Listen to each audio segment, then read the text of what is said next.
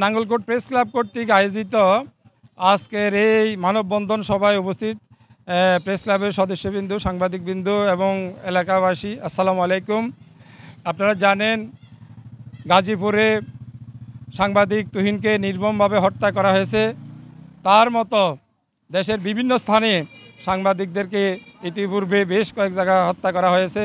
আমরা আজকের এই মানববন্ধন থেকে তুহিন হত্যা সহ বিভিন্ন হত্যার তীব্র নিন্দা এবং প্রতিবাদ জানাচ্ছি। গাজীপুরে নিহত সাংবাদিক তুহিনকে নৃশংসভাবে হত্যার প্রতিবাদে নাঙ্গলকোট প্রেস ক্লাবের উদ্যোগে আজকে আমরা মানববন্ধন কর্মসূচি পালন করেছি। আমরা তুহিন হত্যার সাথে যারা জড়িত আছে আমরা তাদের দৃষ্টান্তমূলক শাস্তি দাবি করছি। আয়োজিত গাজীপুরে সাংবাদিক তুহিন হত্যার তীব্র প্রতিবাদ জানাচ্ছি আমরা নাঙ্গলকোট প্রেস ক্লাবের পক্ষ থেকে।